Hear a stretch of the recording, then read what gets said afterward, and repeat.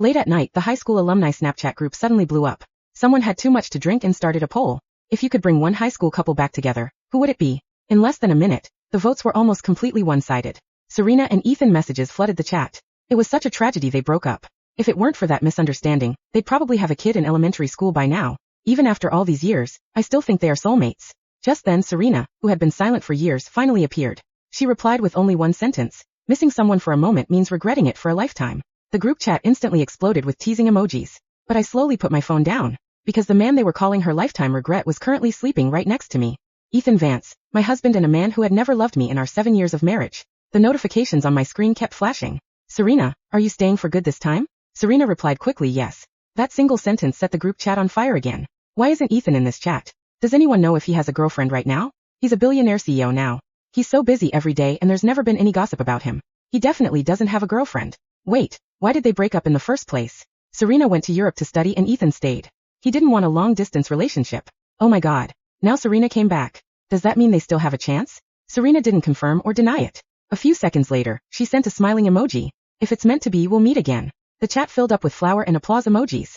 I quietly exited Snapchat and locked my phone. Beside me, Ethan was fast asleep. In our 7 years of marriage, he had always been like this, calm, restrained and polite. He remembered every anniversary. He transferred money into our joint account on time. Every month he accompanied me to visit my family, but he didn't love me. Just as I was about to turn off the nightstand lamp, his phone suddenly lit up. A new message popped up on his screen. I'm back. There was no contact name saved, but I recognized the sender instantly. It was Serena. I turned my head to look at Ethan. His breathing was steady. He didn't wake up. His long, elegant hand rested gently on my waist, just like it did every night. The wedding band on his ring finger pressed cold against the back of my hand. It was so cold it made my chest ache. My fingertips hovered over his phone. All I had to do was enter his passcode and I could see their chat history. But a second later, I pulled my hand back. He never hid his phone from me because he knew I would never spy on him. And because I knew even if I saw something, it wouldn't change a thing. Back in high school, I had seen with my own eyes how deeply he loved Serena. Once a girl from a lower grade secretly handed him a love letter. Serena ignored him for a whole day. After school, he chased her across half the football field. He stuffed his phone into her hands, a helpless smile on his face. Are you jealous? I already rejected her friend request. If you don't believe me, you can check my chats, delete whoever you want. Back then, Ethan only had eyes for one person. But now he had locked all his warmth away. Dawn was just breaking. Before the alarm could ring, Ethan woke up. Almost instinctively, he reached for his phone on the nightstand. Usually he would get up early to work out for an hour, but not today.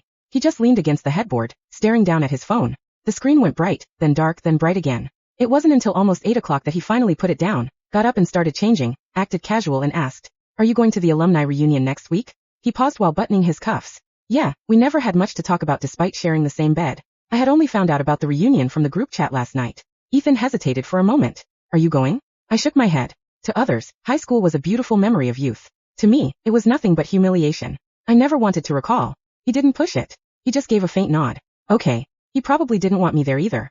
The moment the front door closed, I picked up my phone. The alumni group chat had already accumulated over 200 messages. And they were all about Ethan and Serena, the rebellious billionaire heir and the beautiful, sweet, straightest student. Two of them together had always been the ultimate gossip topic. Serena finally popped up. Just woke up. See you guys at the reunion next week. Various members replied instantly. Can't wait to see you. Does that mean you saw everything we talked about last night? I thought you muted this chat long ago. I totally ship you and Ethan. Serena replied with a cute cat waving emoji. It's fine. Actually, it was pretty interesting too. Finally popped up. Just woke up. See you guys at the reunion next week. Various members replied instantly. Can't wait to see you. Does that mean you saw everything we talked about last night? I thought you muted this chat long ago. I totally ship you and Ethan. Serena replied with a cute cat waving emoji. It's fine. Actually, it was pretty interesting to read. Her words were vague and hard to read. Nobody pushed further. Instead, they moved on to the reunion. By the way, is Ethan actually coming? News says he's been traveling abroad for business lately. He probably won't have time for a high school reunion. Who used to climb over school walls and skip classes for Serena, is now the mature, powerful CEO of the Vance Group. Who can even reach him anyway? The group went silent for a few seconds. Then Serena sent a message, he'll be there. Someone immediately asked, how do you know?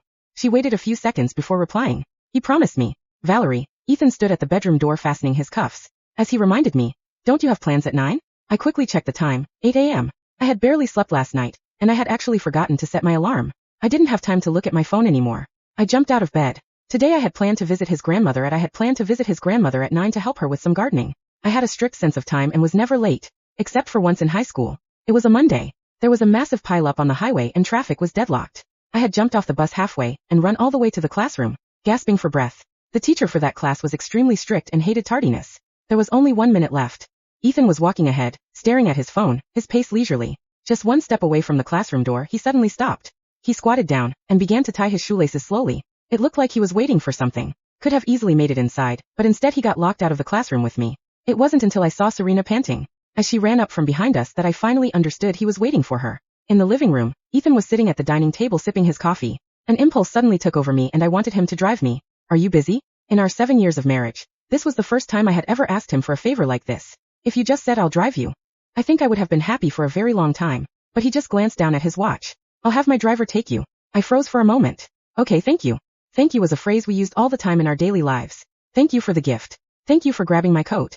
We were as polite as roommates who had lived together for years. We didn't look like a married couple at all. Thanks to his driver, I wasn't late. Grandma Evelyn was already waiting for me in the garden. She wore a sun hat, bending over to prune the roses. We had met in a community garden years ago. She loved flowers, but her children and grandchildren were always too busy to keep her company, so she always went alone. I went to that garden often too. Even the most beautiful flowers needed patient care. Slowly we got to know each other. We became close friends, despite the age gap. Back then, I didn't know she was Ethan's grandmother. During our casual chats, she would only mention that she had a rebellious, troublesome grandson, until one day Ethan came to pick her up. Valerie, Grandma Evelyn waved her hand in front of my face. What's wrong? You seem distracted. Today I had cut several wrong branches. Snapped out of it and shook my head with a smile. She noticed my unusual behavior and asked, did you and Ethan have a fight? I shook my head. Let alone fighting. We had never even had an argument. Ethan is a bit emotionally clueless. I'll give him a piece of my mind later. Hearing the word clueless used to describe Ethan was almost funny. In high school, he was the crush of countless girls, came from a wealthy family, and was incredibly handsome. More than that, he was an absolute romantic. Before the winter formal, he had the entire lobby filled with white roses just because Serena once said they were her favorite. On New Year's Eve, he didn't go home just so he could set off fireworks outside the classroom window while she was studying. I had received white roses and watched fireworks before, but it was always because of Serena. My thoughts were a mess. Later, I married him, but I never saw that passionate side of Ethan again. As the breeze swept through the garden, a sudden realization hit me, explaining my unusual behavior since last night. I was afraid. I had always been good at waiting. When I was a kid, I waited for someone to adopt me. Later, I waited for the last bus after my part-time shift ended. And even later, I waited for a husband who would never proactively come home to me out of habit. It felt like I was preparing to wait again. Wait for Ethan to rekindle his old flame with his first love, and then passively accept a divorce. I figured I just needed to go home and sleep it off. But the alumni Snapchat group kept buzzing. Guess who I just bumped into at a restaurant? Ethan and Serena. Oh my god. Are they really back together? The high school drama I've been shipping is finally getting a happy ending. Serena, come verify this right now. Serena posted a photo. A window seat, fine dining, and a man. His face wasn't in the frame, but from the veins on his toned forearm, it was easy to recognize him. She replied, this restaurant is amazing. Highly recommend. He didn't give a direct answer, but anyone with eyes could see it. I zoomed in on the photo over and over again. Ethan had very beautiful hands with distinct knuckles. I had held them countless times. I had also slipped his wedding ring onto his finger. My eyes kept drifting back to his left hand. His ring finger was completely bare. He had taken off the wedding ring he always wore. Ethan came home very early. He didn't come to our room immediately. Instead, he went to the balcony to smoke a cigarette. He had quit smoking the day we got married, but meeting Serena again seemed to have thrown him off balance. After his shower, he wrapped his arms around me from behind. Aside from when we were in bed, we had never had this kind of physical intimacy. He asked in a low voice, should we talk? Talk about what? The divorce. My breath caught and my body instinctively went stiff. Never mind. He changed the subject. Why did you call me today? Our saved phone numbers were practically useless. We only messaged on Snapchat occasionally and never called. I didn't know what to say, and I didn't have the energy to say it anyway. Accidental dial. No wonder you hung up so fast. He quickly came up with an explanation. That night, his kisses in bed were meticulous and unusually gentle, but I actually preferred his wild, unchecked side.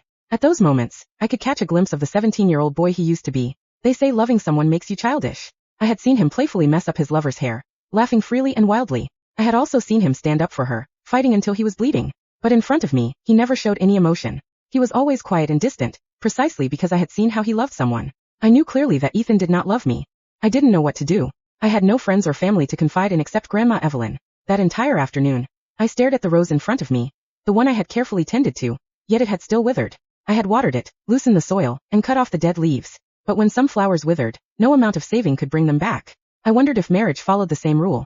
I asked softly, Grandma, if a flower can't be saved, what should I do? She smiled. Then don't save it. Pull it out and make room for a new one. She gently patted my hand. Not everything is worth wasting a lifetime on. Yes, I should just let it go. Autumn was coming. I didn't swap out the clothes in my closet for the new season. My body wash was running out, but I didn't stock up during the big sale like I usually did. I packed many of my clothes into cardboard boxes.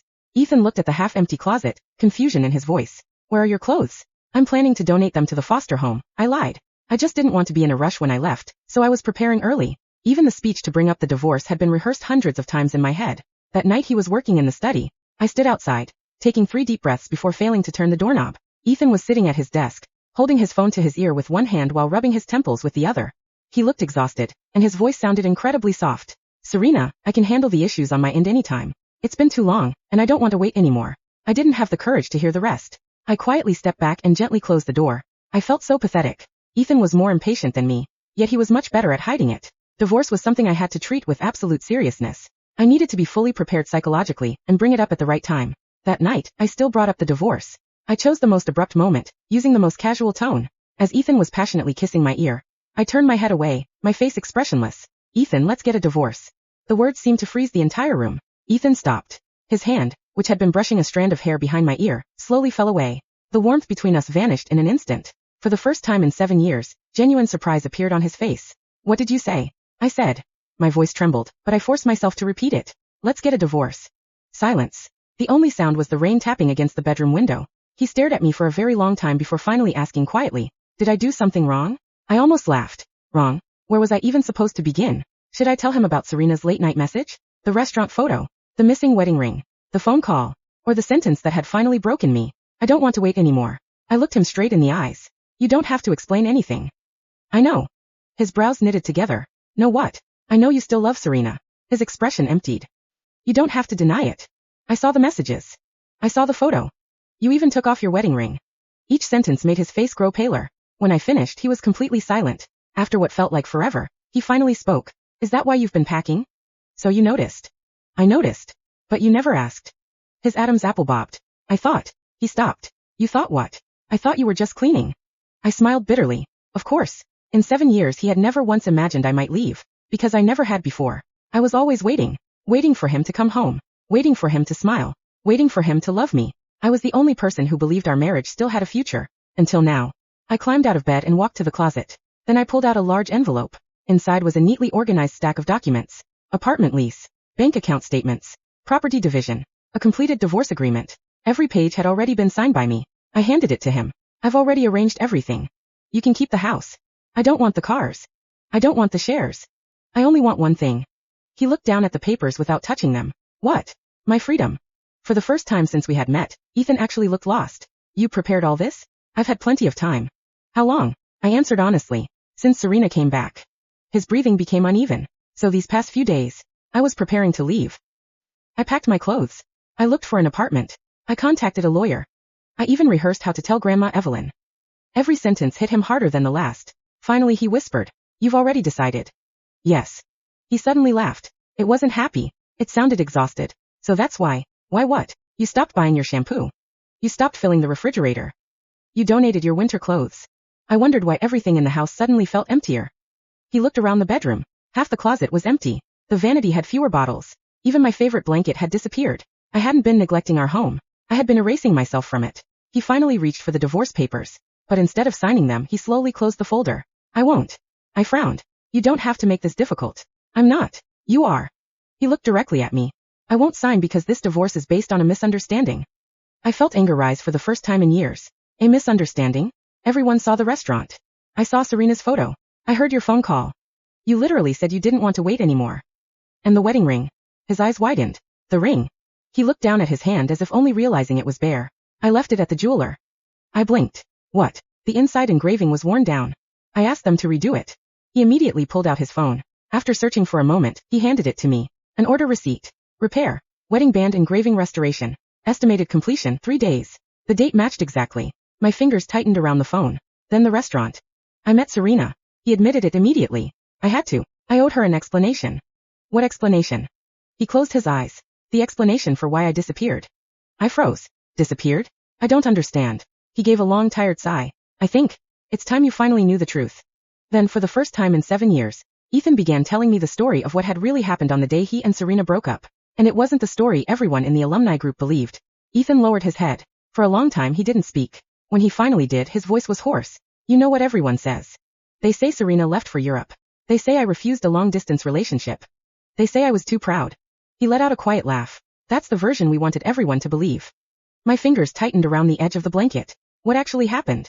He looked at me. It started with you. I frowned. Me. You probably don't remember. I do.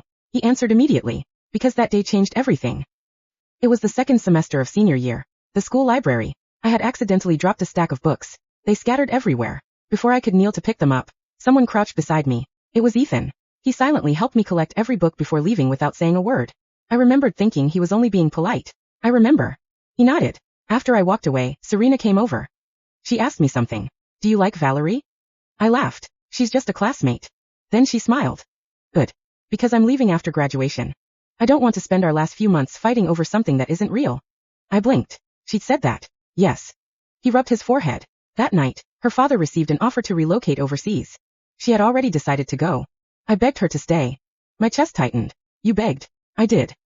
I even bought a plane ticket. I planned to fly with her. Then come back after settling her in. What happened? My grandfather happened. The room fell silent. The Vance group was collapsing. He had a heart attack. My father disappeared overseas to avoid creditors. I suddenly became the only person left. I was 18. I inherited billions in debt. I had to choose. My family, or Serena. I slowly lowered my eyes. He continued quietly. I chose my family. So you broke up. I tried. He gave a bitter smile. She wouldn't let me. We'll do long distance, she said. I'll wait. We'll make it work. His eyes grew red. But I knew what my life was about to become. I would spend years rebuilding the company. I wouldn't have time. I wouldn't even know if we'd survive. So, I lied. What lie? I told her. He swallowed hard. That I'd stopped loving her. I stared at him. I wanted her to hate me. I wanted her to leave without guilt. So she could have a future. The room became impossibly quiet. So everyone thought that I dumped her because I hated long-distance relationships. Exactly. I tried to process everything. So when she messaged you, I agreed to meet. Because after 10 years, I owed her the truth. I looked at him carefully. And the phone call? The one where you said, I don't want to wait anymore. His face suddenly changed. You heard that. I heard enough. He covered his eyes. I was talking to my lawyer. What? I told Serena I'd finally explain everything. Then I called my lawyer. I said, I can handle everything on my end anytime. It's been too long. I don't want to wait anymore. I meant, telling you the truth. I couldn't speak. Every piece fit. Yet something still didn't. What truth? He slowly looked at me. The truth about our marriage. My heartbeat quickened. You never wondered why I married you? I laughed weakly. I assumed Grandma pressured you. She did. But she wasn't the reason I said yes. Then why? He looked at me for a long time. So you really never knew? Knew what? He stood up and walked to the bookshelf. From the very back of a drawer, he pulled out a faded blue notebook. The cover was worn. The corners were bent. He placed it gently into my hands. I looked down. Written in familiar handwriting were 4 words. High school journal. I opened the first page. Most entries were about exams, basketball practice, business competitions, normal things. Then halfway through the notebook, a date. The handwriting suddenly became much messier. Today, Valerie gave all of her lunch to the stray puppies behind the gym. She told everyone she wasn't hungry. But I saw her drink water instead because she couldn't afford another meal. My breathing stopped. I turned another page. She thinks nobody notices when she studies in the library until closing because she doesn't want to pay for electricity at the foster home. Another page. She smiles at everyone. But every time the foster home director calls, she secretly cries in the stairwell. My hands began shaking. Page after page. Every entry was about me. Not Serena. Me. Finally I reached the last page. It was written the night before graduation. I met her too late. She already believes someone like me could never love someone like her. So I'll bury this. Maybe one day, when I finally deserve her, I'll tell her everything. A tear landed on the paper. I looked up in disbelief. Ethan. His voice cracked. I wasn't waiting 10 years for Serena. I was waiting until I was worthy of you. The notebook slipped from my trembling hands. For the first time in 7 years, it wasn't me who couldn't stop crying. It was Ethan. I stared at him. No. The word left my mouth before I even realized it. No. Ethan's tears paused. What? I shook my head harder. No. He frowned. Valerie. No. I laughed. It sounded broken. Do you know what's cruel? You've just told me you've loved me for over 10 years. But somehow, that makes these last 7 years hurt even more. His face froze. I picked up the notebook again. My fingers brushed over every carefully written page. Every observation. Every quiet act of kindness he'd noticed. Every feeling he'd never said aloud. So you watched me? Yes. You liked me? Yes. You married me because you loved me? Yes. I looked him straight in the eyes. Then why did you make me feel unloved every single day? He opened his mouth. Nothing came out. I continued before he could answer. You remembered our anniversary. You transferred money. You accompanied me to visit my family. You bought me gifts. You fulfilled every obligation. But Ethan. My voice cracked. I never wanted a perfect provider. I wanted a husband. Silence. I wanted someone who would hug me because he missed me. I wanted someone who would call me during lunch just because. I wanted someone who would smile when I walked into the room. I wanted the Ethan who filled an entire school lobby with white roses. The Ethan who chased Serena across a football field. The Ethan who climbed walls and skipped class. The Ethan who fought until his knuckles bled. I never got to meet that Ethan. Tears slid down my cheeks. I got his replacement. His shoulders visibly shook. I thought. He stopped. You thought what? I thought if I loved you too intensely, I'd scare you. I stared at him. When we got married, Grandma told me something. He gave a bitter smile. She said you'd spent your whole childhood being abandoned. Don't overwhelm her. Give her space. Be steady. Make sure she never has to worry about money or security again. I took that advice too literally. He laughed miserably. I kept telling myself, don't pressure her. Don't cling to her. Don't be selfish. So every time I wanted to hug you, I stopped. Every time I wanted to kiss you, I asked first. Every time I wanted to call you during work, I convinced myself you'd be annoyed. I thought being respectful meant loving you. He looked completely defeated. I didn't realize. I turned into a stranger. I closed my eyes. 7 years. 7 whole years. We had both loved. We had both misunderstood. And neither of us had said a word. I suddenly remembered every tiny moment I'd ignored. Every morning, my favorite breakfast was already on the table. Whenever I mentioned liking a book, it somehow appeared on my nightstand a few days later. Every winter, the heated blanket in my car somehow turned on before I got inside. Whenever it rained, an umbrella would mysteriously appear at my office before I even checked the forecast. I had always assumed his assistant did those things. That was you. He nodded. I didn't want credit. I almost laughed again. You idiot. I know. The world's biggest idiot. I know. I spent 7 years thinking my husband loved another woman. I know. And you never once thought to tell me you loved me? I was afraid. His answer came immediately. Afraid. He lowered his eyes. I rebuilt a company. I negotiated billion-dollar deals. I spoke in front of thousands of investors. But he looked at me with eyes that were red from crying. I was terrified you'd reject me. I couldn't even be angry anymore. It was absurd. 2 people, living in the same house, sleeping in the same bed, loving each other, both convinced the other didn't feel the same. I let out a long, exhausted sigh. Ethan. Yes, I still want the divorce. The color drained from his face. He stood frozen. His lips parted, but no sound came out. I believe everything you told me. I believe you loved me. I even believe you still do. But believing it doesn't erase 7 years. I looked around the bedroom. This room holds too many memories of me crying after you fell asleep. Too many nights wondering why my husband never looked at me the way he looked at someone else.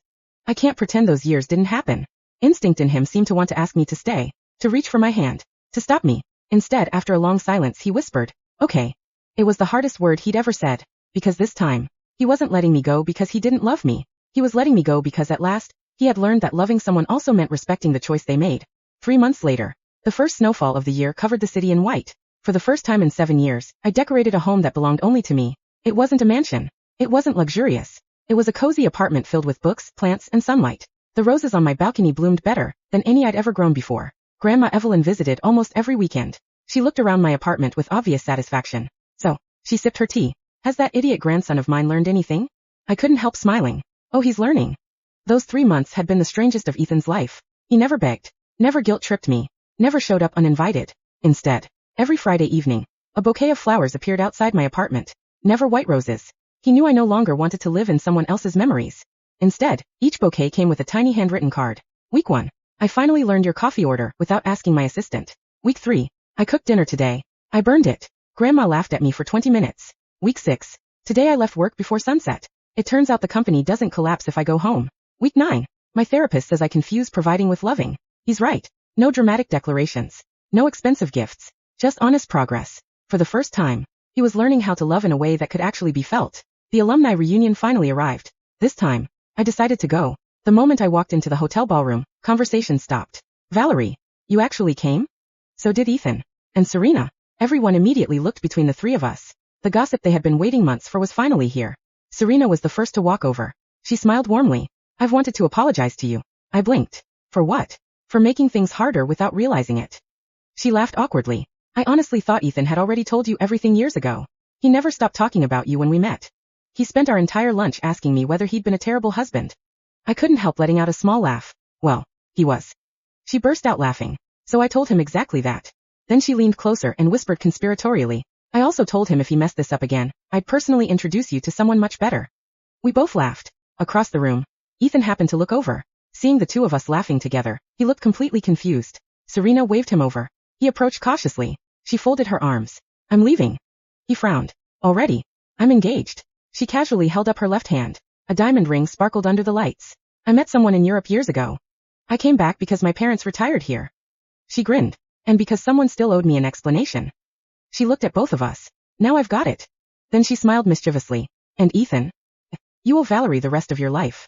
Before he could respond, she walked away to greet another classmate. The room buzzed with stunned whispers. What? Serena's engaged? So they've not been getting back together? I've been shipping the wrong couple for months. Someone quietly deleted the old poll from the alumni group chat. A year later, the community garden held its annual flower exhibition. Grandma Evelyn insisted on entering my roses. To my surprise, they won first place. As I accepted the ribbon, I noticed Ethan standing at the back of the crowd. He wasn't wearing a business suit, just jeans and a sweater. He smiled when our eyes met. After the ceremony, he walked over. Congratulations. Thank you. He looked at the roses. They're beautiful. They are. Then he asked carefully, would you like to have dinner? I pretended to think. He immediately looked nervous. I couldn't resist teasing him. Are you asking me on a date? Yes. A real one? Yes. No assistant? No. No work calls? I turned my phone off. No leaving halfway through? I reserved the whole evening. I smiled. Okay. The relief on his face made him look 10 years younger. As we walked through the garden, he naturally reached for my hand. Then he hesitated. May I? I laughed. After all this time, he still asked. I slipped my fingers into his. You may. His smile was brighter than any I'd seen in 7 years. 6 months later, on a quiet spring afternoon, we returned to the courthouse. The same clerk looked up in surprise. Oh, you two are back. Ethan nodded. We are. The clerk searched through the records. I have your divorce file right here. Ethan smiled. We won't be needing that. Instead, he placed another set of papers on the counter. The clerk looked down. Marriage vow renewal application. She laughed. I've never seen someone file these in this order.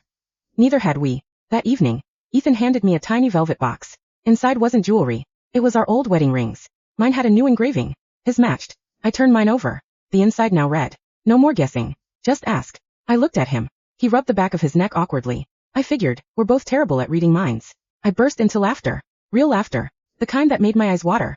The kind that filled an entire room. He laughed too. Not the restrained, polite smile I'd lived with for 7 years. Not the careful CEO. Just Ethan. The reckless 17-year-old boy who had finally grown into the husband I had waited for. Not because he had always known how to love, but because he had finally learned how to show it. Outside, spring sunlight spilled across the garden. The roses swayed gently in the breeze. Some flowers couldn't be saved, but others only needed the right season to bloom. And this time, neither of us would spend years silently waiting for the other to understand. Instead, we choose each other every